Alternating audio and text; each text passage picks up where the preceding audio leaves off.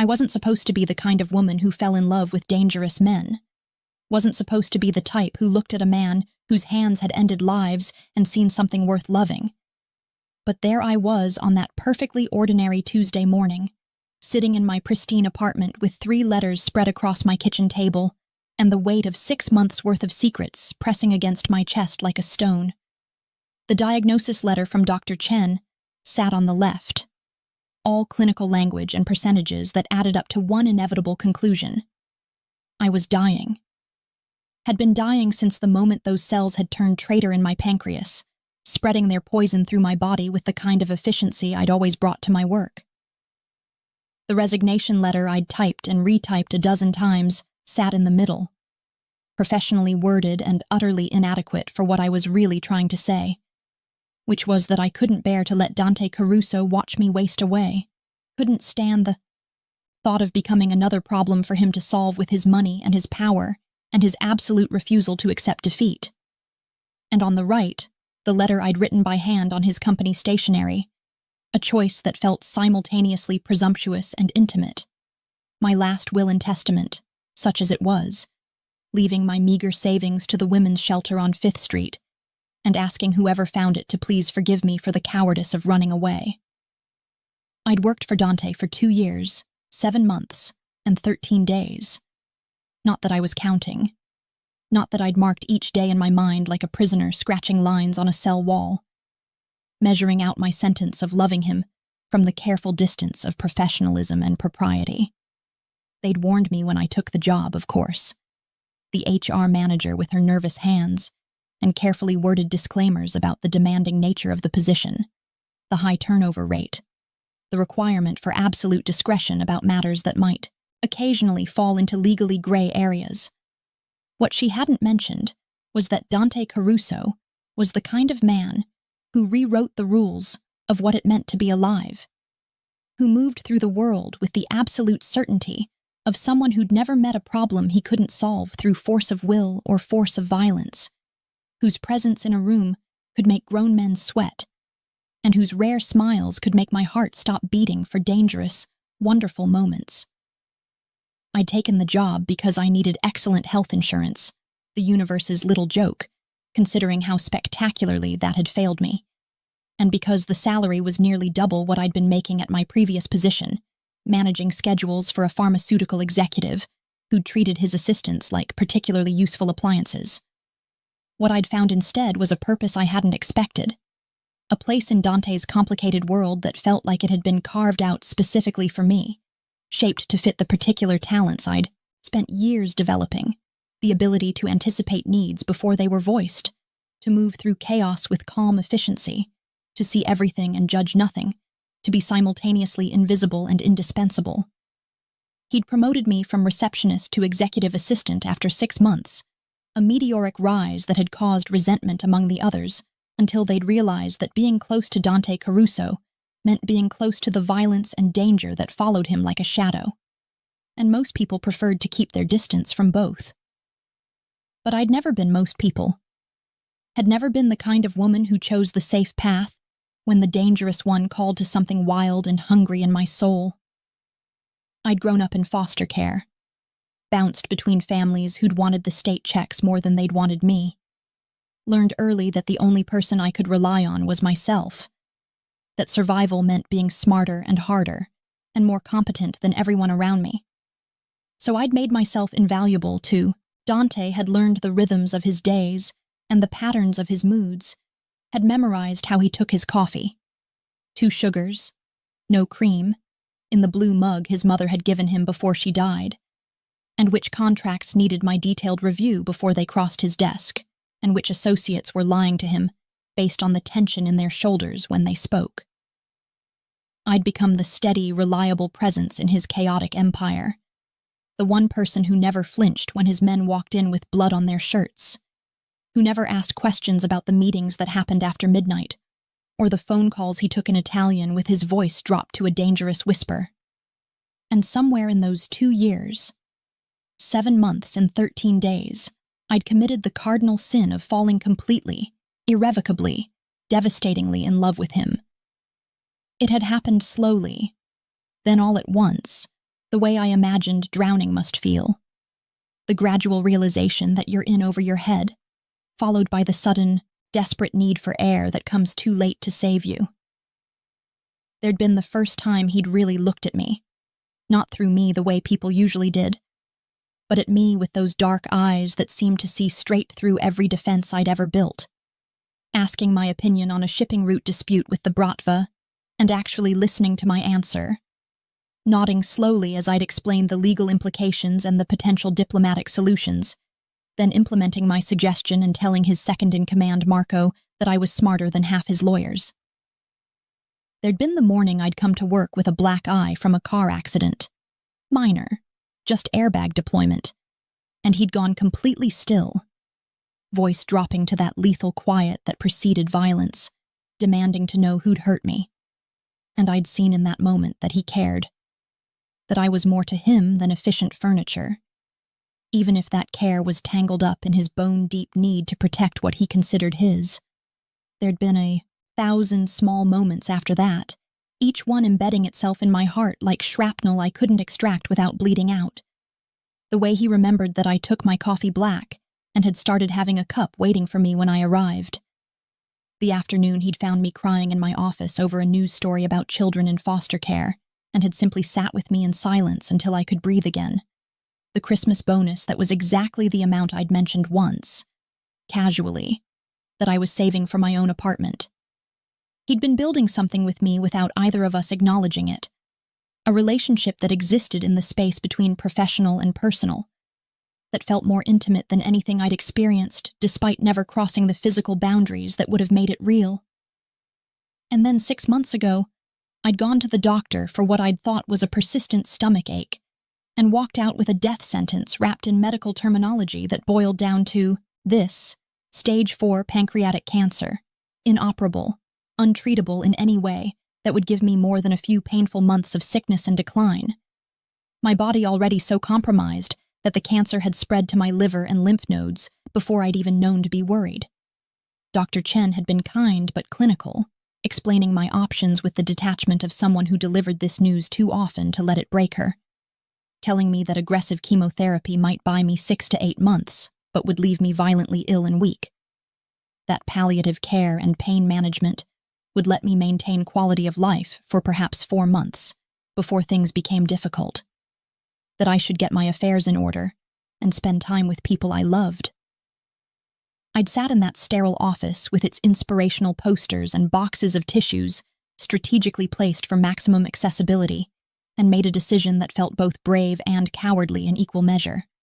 I would decline treatment, would use my remaining time, on my own terms, would work as long as I could manage and then disappear quietly before I became a burden, before anyone had to watch me deteriorate, before Dante had to see me as anything other than the competent, capable woman who managed his empire with calm efficiency.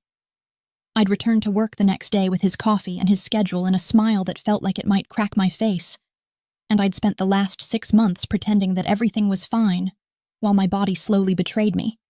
While I lost weight I couldn't afford to lose and took increasingly strong pain medication to get through the days, and watched Dante's face for any sign that he'd noticed something was wrong. He hadn't. Or if he had, he'd chosen not to say anything. And I'd been grateful for that mercy even as it confirmed what I'd always known. I was important to him as an employee, as a trusted assistant who made his life easier, but I wasn't important enough for him to see me, really see me, the way I saw him, so I'd made my plans with the same meticulous attention to detail I brought to everything, had found a cabin in the mountains 3 hours north of the city, somewhere beautiful and peaceful where I could spend my final weeks watching autumn paint the trees in fire and gold, had packed my essentials and left the letters on my desk where someone would eventually find them, had paid 3 months' rent in advance on my apartment to avoid complications and disconnected my phone and driven away from the only life I'd ever loved. The cabin was perfect in its simplicity, rough-hewn logs and wide windows that framed the forest like a painting, a stone fireplace that crackled with warmth against the October chill, furniture worn comfortable by years of use and a silence so profound it felt like a physical presence after years of the city's constant noise. I'd spent my first day there crying. Not delicate tears, but the kind of sobbing that emptied your lungs and left you gasping, mourning not. Just my own death, but the life I'd never have, the love I'd never confess, the possibility of a future with Dante that had only ever existed in my most secret fantasies. I'd spent my second day writing in the journal I'd bought for this purpose, pouring out all the feelings I'd kept locked away for 2 years, the first time I'd realized I loved him, the dreams I'd had about kissing him, the way my body responded to his proximity like he was magnetic north and I was a compass needle trembling toward truth. By the third day, I'd started to find something that resembled peace, had begun to accept that this quiet ending was better than the alternative, better than wasting away in a hospital while Dante visited out of obligation and pity, better than seeing the disappointment in his eyes when he realized I was just human after all, fragile and failing and utterly incapable of being the steady presence he'd come to rely on. I'd taken my pain medication and made myself soup and sat by the fireplace reading the books I'd always meant to read, and I'd almost convinced myself that I'd made the right choice, that dying alone was dignity rather than cowardice, that leaving without saying goodbye was kindness rather than the cruelest thing I could do to someone who'd already lost too many people he cared about. And then on the fourth day, on what should have been another quiet step toward the inevitable, I heard the sound of a car in my gravel driveway, heard footsteps on my porch that I would have recognized anywhere, and looked up to see Dante Caruso standing in my doorway with my letters in his hand and an expression on his face that I'd never seen before, raw and furious and devastated all at once. And I realized with a sick, swooping sensation in my stomach that I hadn't escaped after all, that he'd found me, that everything I'd tried to avoid was about to come crashing down around me in ways I couldn't control or predict or prepare for. The universe had a cruel sense of humor, I thought distantly as Dante stood in my doorway, looking like vengeance personified, because I'd spent months imagining what it would feel like to have him look at me with real emotion instead of professional courtesy, had fantasized about seeing something raw and unguarded in those dark eyes that usually reflected nothing but calculated control. And now that I finally had his full attention, now that every ounce of his formidable focus was trained on me with an intensity that made my skin prickle and my heart race, it was because I was dying, and he'd found out in the worst possible way, reading my pathetic letters like discovering a stranger's diary, and realizing that the woman who'd brought him coffee every morning had been harboring secrets that apparently mattered enough for him to track me down like I was a fugitive from his empire. He crossed the threshold without invitation, without permission, moving with that predatory grace that had always made something primal in me want to either run or surrender, and I found myself pressing back against the armchair behind me even as part of me, the part that had loved him in silence for so long, wanted to close the distance between us, and throw myself into his arms, and pretend that his presence here meant something it couldn't possibly mean. Dante, I managed to say, his name scraping out of my throat rough and unsteady, and I hated how small my voice sounded, hated that the first word I spoke to him after running away was so obviously afraid when I'd spent 2 years perfecting the art of appearing unshakable in his presence. But the look on his face was stripping away every defense I'd ever built, and leaving me raw and exposed in ways that had nothing to do with the cancer eating me alive. How did you find me? How could you possibly have tracked me here when I was so careful to cover my tracks, to pay in cash and use a fake name and disappear completely? You used company stationery for your will, he said, his voice carrying that dangerous quiet that I'd heard him use before confrontations turned violent, the calm before storms that left bodies in their wake. And he held up the letters like evidence of betrayal, like proof of crimes I'd committed against him by daring to have a body that was failing and a heart that had broken under the weight of loving him. My stationery, Isabeau, with my logo watermarked into the paper, like you were writing me a memo about your own death, like this was just another piece of business correspondence to file away and forget about, and you really thought I wouldn't notice, wouldn't care enough to wonder where my assistant had disappeared to after 2 years of never missing a single day of work. The accusation in his voice cut deeper than any blade could have, drew blood from wounds I hadn't known I could still sustain, when I was already dying by degrees, and I wrapped my arms around myself instinctively, feeling how much thinner I'd become in just the week since I'd left the city. How the cancer seemed to be accelerating now that I'd stopped pretending it wasn't happening. Stopped forcing myself through 12-hour workdays and smiling through the pain that had become my constant companion. "I'm sorry," I whispered, the same words I'd written in that letter. Inadequate then and inadequate now, incapable of conveying the enormity of what I was apologizing for. Not just for leaving, but for becoming someone who needed things from him that he couldn't give. For being human and fragile when he needed me to be invincible. For loving him when that was the most unprofessional and inappropriate thing I could possibly have done. I didn't mean for you to find those yet, didn't plan for anyone to discover them until after I was gone, and it was too late for questions or confrontations or interventions that would only prolong the inevitable. I just wanted to handle this quietly and spare everyone the mess of watching me fall apart, piece by piece. "Spare everyone," he repeated, his jaw clenching with barely controlled rage that made the air between us feel electric and dangerous. And he closed the distance separating us with 2 long strides that brought him close enough that I could smell his cologne, cedar and smoke and something darkly expensive that I'd always associated with safety, even when logic told me that Dante Caruso was the least safe person I'd ever known. Or spare yourself the discomfort of letting people care about you, of admitting that you might need help, of trusting that maybe you matter enough to the people in your life that they'd want to know you were dying before you fucking disappeared into the woods to do it alone. His words hit like physical blows, each one landing precisely where I was most vulnerable, most ashamed of the choices I'd made. And I felt tears burning behind my eyes that I absolutely refused to let fall, because I'd already cried enough in the past week to last whatever remained of my lifetime, and I would not break down in front of him, would not prove that I was exactly as weak and pathetic as I felt. "I matter as your employee," I said, lifting my chin with whatever dignity I could salvage from this disaster of a confrontation, forcing myself to meet his eyes even though looking at him directly had always felt like staring into the sun, dangerous and overwhelming and capable of leaving permanent damage. "I matter as someone who knows where the bodies are buried, literally, in some cases, and who could theoretically become a liability if I fell into the wrong hands or got careless in my final days. But that's not the same as mattering in any way that would justify what you're doing right now, tracking me down and looking at me like I've personally betrayed you, when all I did was try to resign with dignity and handle my own death like a responsible adult who doesn't want to burden other people with her problems." "Burden," he said, the word coming out like a curse. And suddenly his hands were on my arms, gripping with enough force that I could feel the heat of his palms through my sweater, could feel the tremor of emotion he was barely containing, running through his fingers into my skin like an electric current. "You think you'd be a burden, think that watching you die would be some kind of inconvenience I'd resent.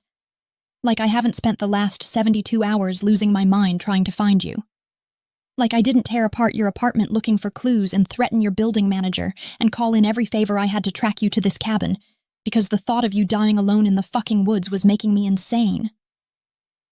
I couldn't breathe suddenly, couldn't process what he was saying, because it didn't fit with anything I knew about our relationship, about the careful professional distance we'd always maintained, about the way he'd never looked at me like anything other than a particularly competent piece of office, equipment that happened to be useful and pleasant to have around.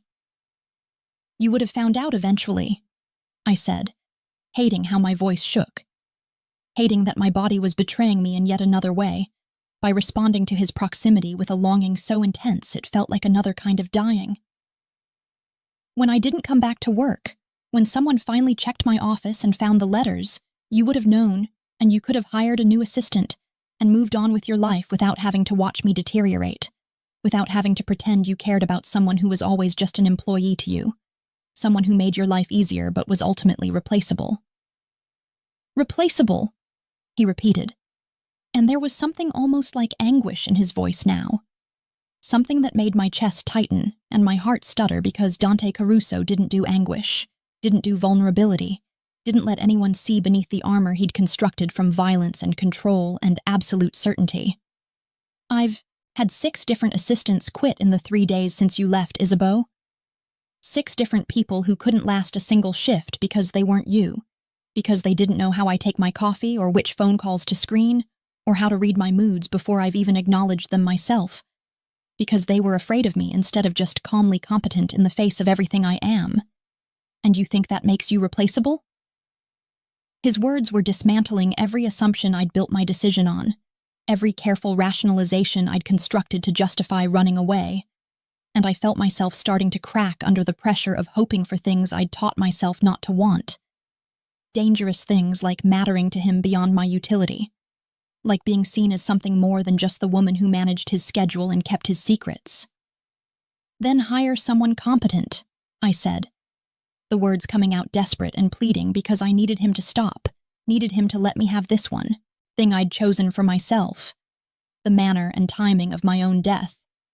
Needed him to stop making me want to stay, when staying would only mean watching his expression change, from whatever this was to pity and obligation, as I got sicker and weaker and less like the person he'd relied on.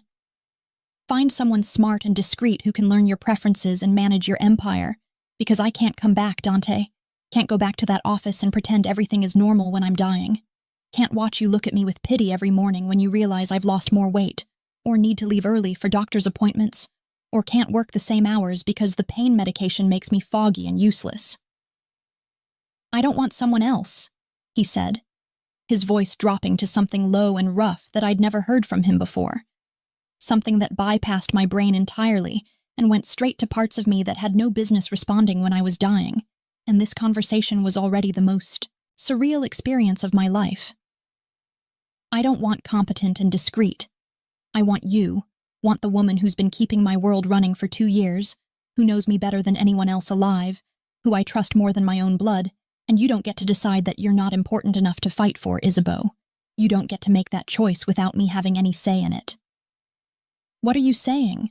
I asked, the question barely more than a whisper because I was terrified of the answer. Terrified that I was reading too much into his words and would humiliate myself by hoping for something impossible, but also terrified that I might be reading them exactly right and would have to confront feelings I'd spent 2 years suppressing because they had no place in our professional relationship. What could you possibly want from me now when I'm dying, when I have maybe 4 months left, if I'm lucky, and probably less, when I can't give you what you need from an assistant or from anyone else, because I'm too broken to be useful anymore?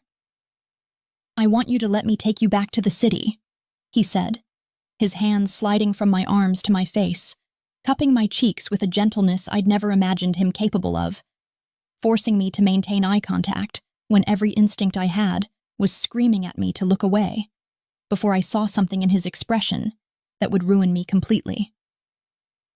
I want you to see my doctor, the one who patches up bullet wounds and asks no questions, and let him examine you and tell us exactly what we're dealing with. And then I want you to let me get you the best treatment available anywhere in the world, because you might have given up on yourself, Isabeau.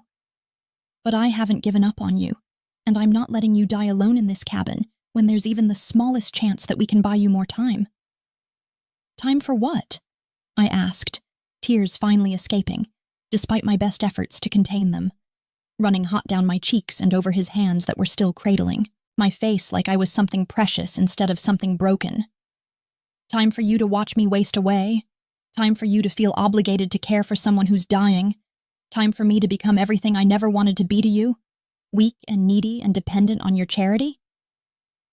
Time for me to tell you the truth, he said, and then he was leaning in, closing the distance between us until his forehead rested against mine, until I could feel his breath on my lips and smell coffee and mint and the familiar scent of him that had haunted my dreams for 2 years. Time for me to tell you that I haven't been able to stop thinking about you since the day you started working for me, that you've been driving me insane with your competence and your calm and that sharp mind that never misses anything, that I've wanted to kiss you during every single board meeting and take you on my desk after everyone leaves and wake up with you in my bed. And I've been too much of a coward to admit it because I was afraid of scaring you away, afraid of crossing lines that can't be uncrossed, afraid that you'd quit if you knew how much I wanted you. The world tilted sideways, reality reshaping itself around his words, in ways I couldn't comprehend, couldn't process, couldn't believe even as every cell in my traitorous body was singing with joy at finally hearing what I'd dreamed of hearing for so long. "You can't," I whispered, the denial automatic and desperate because accepting what he was saying would mean accepting hope. And hope was the cruelest thing I could allow myself when I was dying. "You can't want me like that. Can't have feelings for me when I'm not going to survive this. When falling for me now is just signing up for grief and loss, and watching someone you care about disappear. And I won't do that to you, Dante. Won't let you care about me when it's only going to hurt you in the end." "Too late," he said, his thumb brushing away my tears with a tenderness that was breaking me apart and putting me back together simultaneously.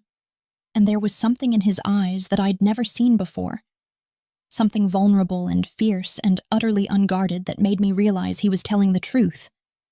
That this wasn't pity or obligation, but something real and terrifying and completely impossible. "I'm already in too deep, have been for longer than I want to admit. And you running away just made me realize that I can't lose you without fighting for every single day we might have left. So you're going to come back to the city with me. And you're going to let me get you the best medical care money can buy. And you're going to give me a chance to love you the way I should have been doing all along instead of hiding behind professional distance and pretending I didn't feel what I felt." And in that moment, with his hands on my face and his words rewriting everything I thought I knew about our relationship, with the impossible possibility of being loved by Dante, Caruso dangling in front of me like salvation I didn't deserve, I felt something shift inside me. Felt the resignation I'd wrapped around myself like armor starting to crack and crumble. Felt the terrifying, exhilarating possibility that maybe dying didn't have to mean dying alone. That maybe I could be selfish enough to take what he was offering, even knowing how it would end. That maybe love, even temporary, doomed love, was worth the pain it would cause both of us when the inevitable finally came. The drive back to the city felt like traveling through a dream where nothing was quite solid or real, where the familiar landscape outside the car windows seemed to belong to someone else's life, someone who hadn't spent the last week preparing to die alone, and who wasn't now sitting in the passenger seat of Dante Caruso's sleek black Mercedes, while he drove with one hand on the wheel and the other clasped around mine like he was afraid I might vanish if he let go, his thumb tracing absent circles on my palm that sent electricity racing up my arm and made it impossible to think about anything except the impossible confession he'd made in my cabin and the weight of everything that confession meant.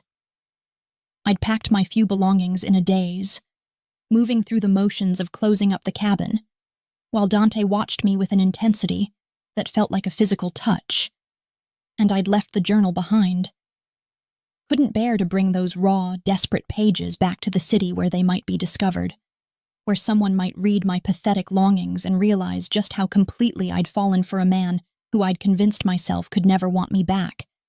And now we were racing toward a future I hadn't allowed myself to imagine, toward medical consultations and treatments, and the terrifying possibility of hope, when I'd already made peace with hopelessness. "Tell me about the diagnosis," Dante said, breaking the silence that had stretched between us since we'd left the mountains behind, his voice carefully controlled in that way that meant he was managing powerful emotions beneath the surface. And I found myself grateful for the question, because it gave me something concrete to focus on instead of the chaotic swirl of feelings his confession had unleashed inside me. "I want to know everything. When you found out, what the doctors told you, why you decided against treatment. All of it. Because I need to understand what we're dealing with if I'm going to figure out how to fight this." The urge to protect him from the brutal reality of my condition warred with the knowledge that he deserved the truth, that if I was going to accept his help, and God help me, I was going to accept it, was going to be selfish enough to take everything he was offering, even knowing it would end in grief, then I owed him honesty about what that help would be fighting against. 6 months ago, I began, my voice sounding strange to my own ears, detached and clinical like I was, reciting someone else's medical history instead of my own death sentence. I went to my doctor because I'd been having persistent stomach pain and unexpected weight loss. Nothing dramatic, just enough that I'd noticed my clothes fitting differently and food not appealing the way it used to. And I thought maybe it was stress or an ulcer or something manageable that could be fixed with medication and lifestyle changes. Dante's hand tightened on mine, his jaw clenching in a way that suggested he already knew this story wouldn't have a happy middle even if he was determined to rewrite the ending, and I forced myself to continue, to push through the clinical recitation of the worst day of my life. They ran tests, blood work and scans, and eventually a biopsy, and the results came back showing stage 4 pancreatic cancer that had already metastasized to my liver and lymph nodes, which basically means the cancer had spread so extensively throughout my body that surgery wasn't an option, and the standard treatment protocols would be more about managing symptoms than actually curing anything. The words tasted like ash in my mouth, bitter and final, and I watched the city skyline growing larger through the windshield, watched us getting closer to the life I'd tried to leave behind. Dr. Chen was very kind about it, very straightforward in explaining that pancreatic cancer is particularly aggressive and difficult to treat even when caught early, and that at stage 4 with the level of metastasis I was showing, I was looking at somewhere between 4 to 8 months, depending on whether I chose to pursue chemotherapy or just palliative care. 8 months, Dante said, the words coming out harsh and angry, though I knew the anger wasn't directed at me but at the universe, at fate, at the unfairness of cancer choosing to attack someone he cared about when there were plenty of people in his world who arguably deserved death more than I did. They told you 8 months, maximum, and you decided to spend those months working 12-hour days in my office, bringing me coffee and managing my schedule and pretending nothing was wrong, and you didn't think I deserved to know? Didn't think I might want to have some say in how you spent whatever time you had left? The accusation in his voice made guilt twist in my stomach, sharp and acidic, because when he put it like that, I could see how selfish my choice had been, how I'd robbed him of months we could have spent differently if I'd been brave enough to trust him with the truth. I didn't want pity, I said, the explanation sounding inadequate even to my own ears, but it was the truth. Or at least part of it. Didn't want to see the way people's faces change when they know you're dying. That particular expression that's half sympathy and half relief, that it's happening to you and not them. And I especially didn't want that from you. Didn't want to watch you treat me differently, carefully, like I was fragile china that might shatter if you spoke too loudly or demanded too much. I paused, gathering courage for the harder truth, the one that cut closer to the bone of why I'd really kept silent. And I was afraid that if you knew, you'd do exactly what you're doing now, try to fix it, throw money at the problem, call in favors and find specialists and turn my dying into a project you could manage, and I didn't want to be another problem for you to solve, Dante. Didn't want my last months to be defined by failed treatments and false hope, and the inevitable disappointment when your considerable resources couldn't change the outcome. So instead you decided to disappear, he said, his voice tight with barely controlled emotion, and I could see the muscle jumping in his jaw, could feel the tension radiating from him in waves that made the air in the car feel charged and dangerous. Decided to resign without notice and leave cryptic letters and die alone in a cabin where no one who cared about you would even know to look for you until it was too late. And you thought that was somehow better than giving me a chance to help, than trusting that maybe I'd want to spend whatever time you had left actually with you, instead of wondering where you'd gone and why you'd left without saying goodbye. The pain in his voice was harder to bear than my own physical pain, cut deeper than the cancer that was eating me alive, and I found myself turning in my seat to look at him properly, to see the way his knuckles were white on the steering wheel, and his jaw was clenched so tight I worried he might crack teeth. I thought I was sparing you, I whispered, the admission feeling like exposing the softest, most vulnerable parts of myself to someone who had the power to destroy me with a word, with a look, with the withdrawal of the affection he'd so unexpectedly offered. Thought that if I just disappeared quietly, you'd be annoyed for a while about having to find a new assistant, but you'd move on and forget about me and wouldn't have to carry the weight of watching someone you cared about waste away. And yes, I know that was cowardly and selfish and probably the worst possible way to handle things, but I've never been good at asking for help. Have never been the kind of person who knows how to accept care from others without feeling like I'm taking something I haven't earned. We'd reached the city proper now, the familiar streets and buildings rising around us like a forest of steel and glass, and I felt the weight of returning to my old life pressing down on me. Felt the impossibility of pretending things could go back to normal when everything had fundamentally changed in the space of a single afternoon. Dante navigated through traffic with the easy confidence of someone who owned these streets, who'd built an empire in the shadows of these gleaming towers, and I watched his profile as he drove, memorizing the sharp line of his jaw and the dark intensity of his eyes and the way his lips pressed together when he was thinking hard about something, storing these details away like precious treasures I might need to sustain me later. "You don't have to earn the right to be cared for, Isabeau," he said finally, his voice softer now, gentler, and he glanced at me with an expression that made my heart stutter and my breath catch. "You don't have to prove your worth or justify your existence or be useful enough to deserve help. You just have to be you, and that's been enough for me since the first week you started working in my office and I realized you were the only person I'd ever met who wasn't afraid of me but wasn't trying to use me either, who just saw me as a person instead of a monster or a meal ticket." His words were reshaping something fundamental inside me, challenging beliefs I'd held since childhood about my own value and what I had to do to deserve love or care or basic human kindness. And I felt tears threatening again, felt the careful control I'd maintained for so long starting to crumble under the weight of being seen, truly seen, by someone whose opinion mattered more than anyone else's. "I don't know how to do this," I admitted, my voice breaking on the words, and I gestured vaguely at the space between us, at the impossible situation we'd found ourselves in.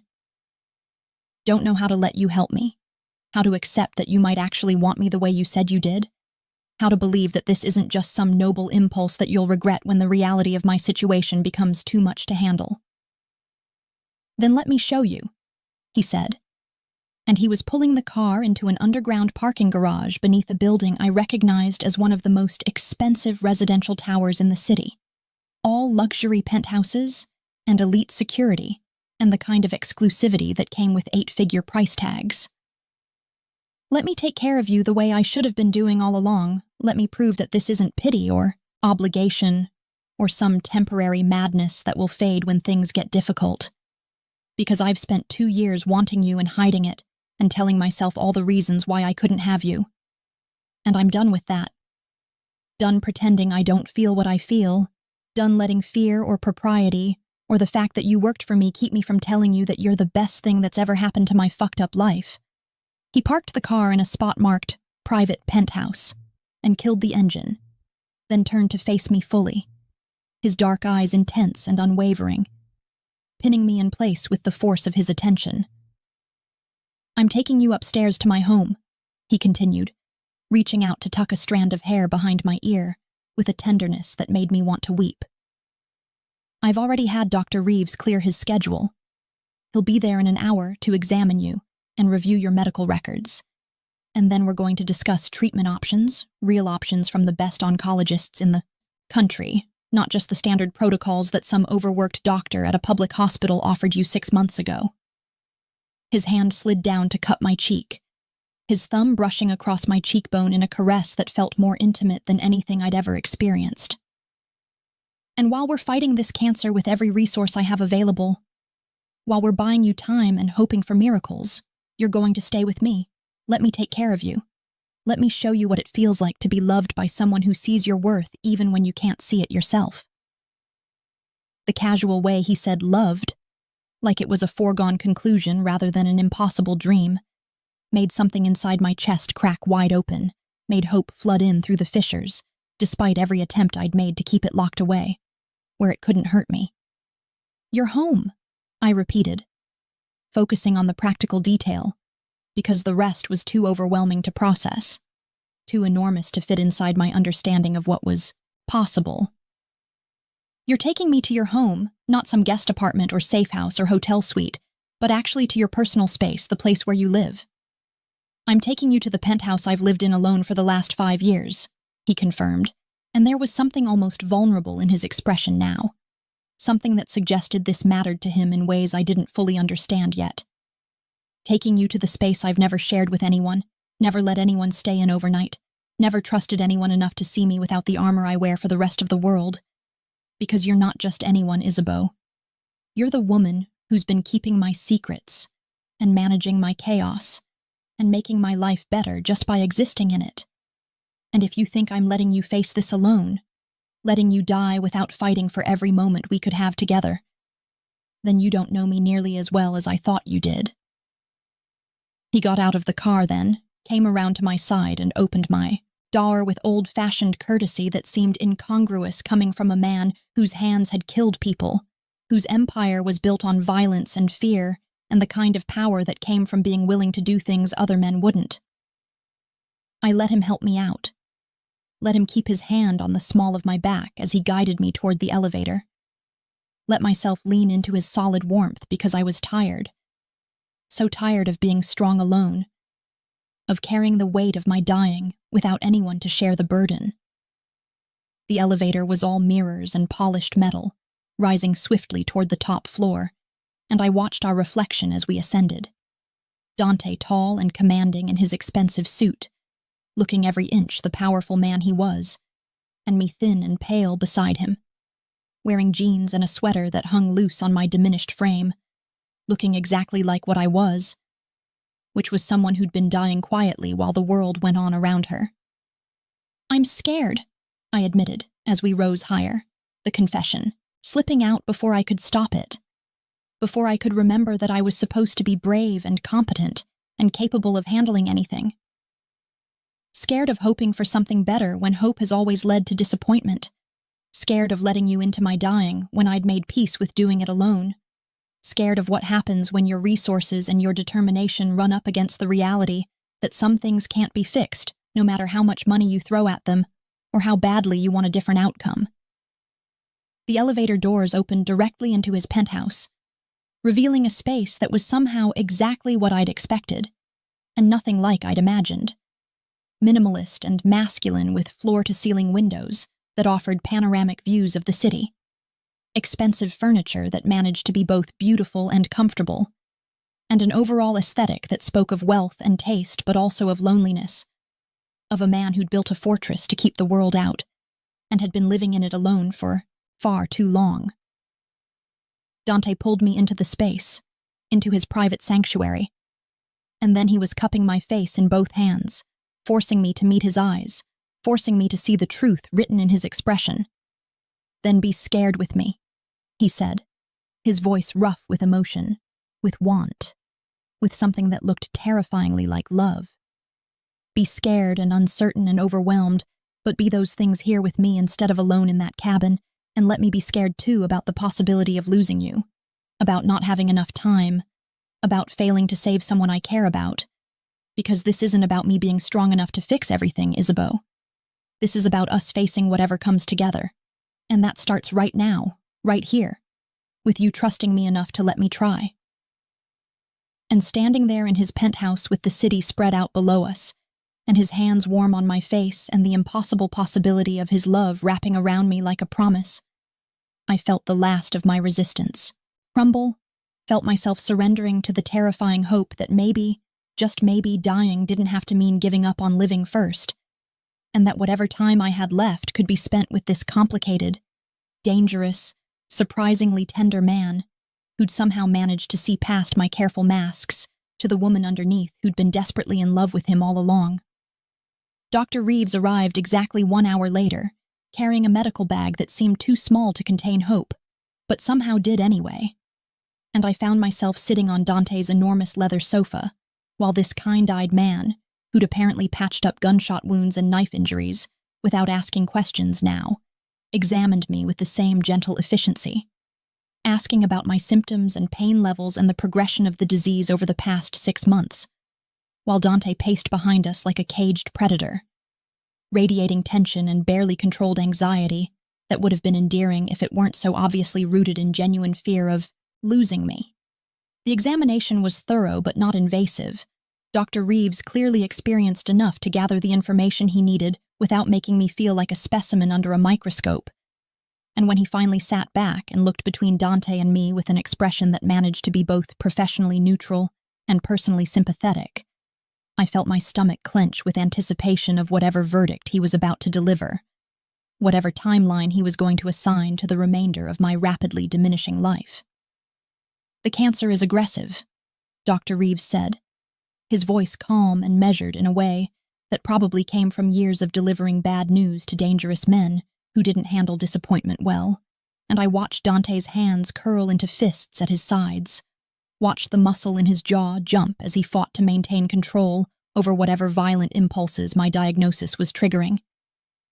Stage 4 pancreatic cancer with metastasis to the liver and lymph nodes is exactly as serious as your previous doctor indicated, and under normal circumstances, I'd be telling you to get your affairs in order and prepare for palliative care within the next few months. But these aren't normal circumstances, are they? Because you're sitting in Dante Caruso's penthouse, and he's made it abundantly clear that money is no object, and that I'm to explore every possible option regardless of cost or conventional medical wisdom. The slight smile that crossed Dr. Reeves's face suggested he'd been through similar conversations before, had probably been asked to work miracles for other people Dante cared about, and I found myself holding my breath, afraid to hope but unable to stop the treacherous flutter of possibility that was building in my chest despite every attempt to keep my expectations firmly grounded in reality. "There's a clinical trial at Johns Hopkins," Dr. Reeves continued, pulling out a tablet and scrolling through what appeared to be medical research papers and treatment protocols. "Experimental immunotherapy combined with targeted radiation, designed specifically for late-stage pancreatic cancer patients who've been deemed too advanced for conventional treatment, and the early results are promising. Not curative, I want to be very clear about that. But we're seeing tumor reduction in 60% of participants, and life extension averaging 18 to 24 months, beyond initial prognosis, with some patients exceeding 3 years, and maintaining reasonable quality of life throughout. 24 months. 2 years. The numbers seemed impossibly large compared to the 4 months I'd resigned myself to. Seemed like a lifetime when I'd already started counting my remaining days in weeks, and I felt Dante's hand land on my shoulder, heavy and warm and grounding. Felt him squeeze gently as if he could sense that I was spiraling between hope and disbelief. "What are the side effects?" I managed to ask, my voice surprisingly steady considering the chaos of emotions churning inside me, because I'd read enough about cancer treatments to know that extending life often came at the cost of quality of life, that extra months could mean extra months of suffering if the treatment was harsh enough. "I don't want to spend whatever time I have left being violently ill and unable to function. Don't want to trade a quick death for a slow one that's just marginally longer and significantly more miserable." Dr. Reeves nodded appreciatively, like he was glad I was asking the hard questions instead of just grasping desperately at any promise of more time. "The side effects are manageable. Fatigue, some nausea that responds well to antiemetic medications, possible hair thinning, though not the complete hair loss you'd see with traditional chemotherapy, and occasional joint pain that we can control with anti-inflammatories," he explained, his fingers moving across the tablet to show me charts and graphs that meant nothing to my untrained eye but apparently illustrated whatever points he was making. "The treatment protocol is aggressive but not debilitating, designed to let patients maintain relatively normal activity levels between sessions, and the patients who respond well to the therapy report being able to work, travel, engage in normal activities throughout most of the treatment period, with quality of life remaining high until very near the end, if and when the cancer eventually progresses beyond what the treatment can control." I looked up at Dante, found him already watching me with an intensity that made my breath catch, his dark eyes asking questions he wasn't voicing, asking if I was willing to fight, willing to hope, willing to take the risk of believing that maybe we could have more time together than the universe had originally allotted us. "It's not a guarantee," I said, the words directed at him, even though Dr. Reeves was still in the room, still watching our exchange with professional discretion. Even if I get into the trial, even if the treatment works, I'm still dying, Dante. Just potentially slower than I would be otherwise. And I don't want you to invest everything into saving me only to lose me anyway in a year or 2 or 3. Don't want you to build hope on a foundation that's still ultimately going to crumble. Then we'll have a year or 2 or 3 instead of 4 months, Dante said, his voice fierce and uncompromising, and he moved around the sofa to kneel in front of me, taking my hands in his and holding them like they were something precious and fragile. We'll have time for me to take you to Paris like you mentioned once wanting to see. Time for you to teach me how to actually relax instead of working every waking hour. Time for us to figure out what this thing between us could be if we're not hiding behind professional boundaries and pretending we don't feel what we feel. And yes, it will end eventually. Yes, I'll lose you and it will destroy me, but I'd rather have that pain and those memories than spend the rest of my life wondering what we could have been if I'd fought harder to keep you.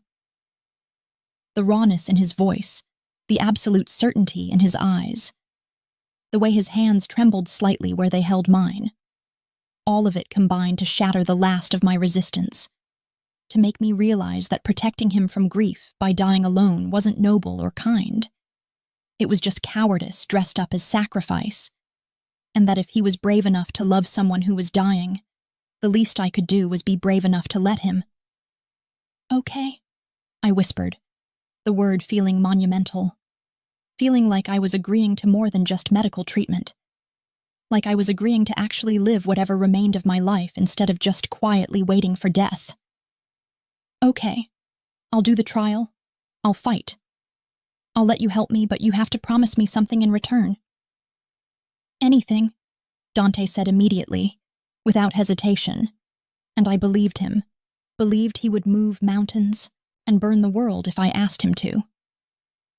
Promise me that when it gets bad at the end, when the treatment stops working and I'm actually dying, you'll let me go with dignity, I said, forcing myself to hold his gaze even though talking about my inevitable death when we'd just agreed to fight for more time felt like dousing hope with cold water.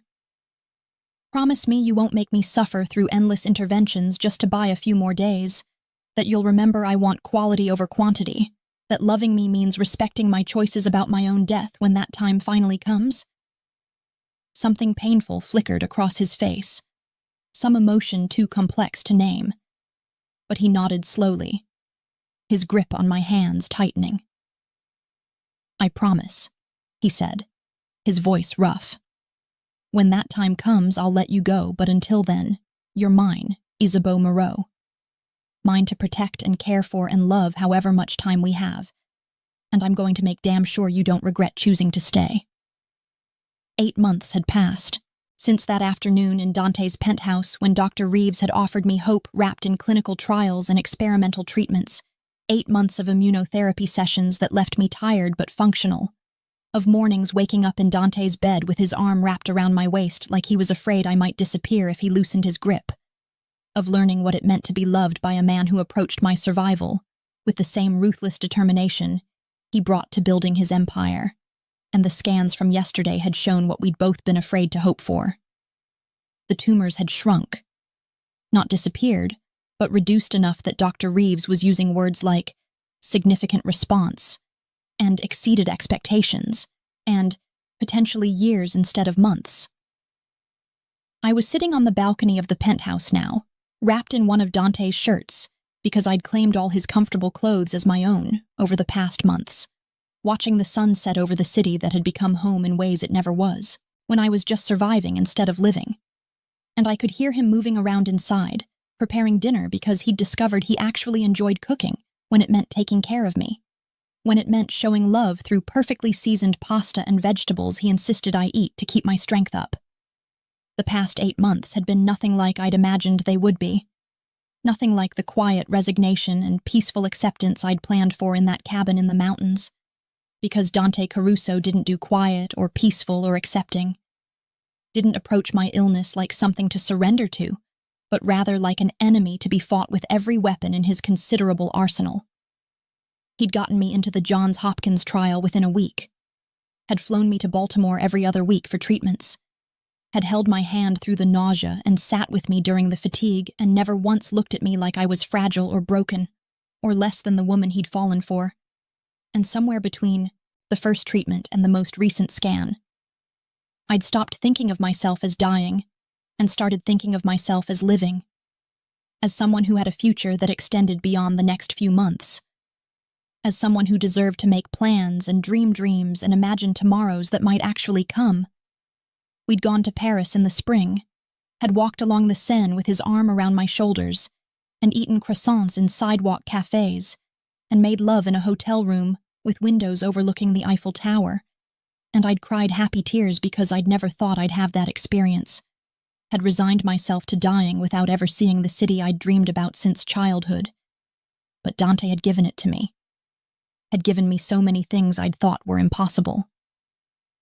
He'd taken me to the opera because I'd mentioned once that I'd never been, had bought out an entire restaurant for my birthday, so I could have an intimate dinner without worrying about my medical port being visible or needing to leave early if I felt unwell, had learned to read my moods and energy levels with the same precision he brought to reading his business associates and their hidden agendas.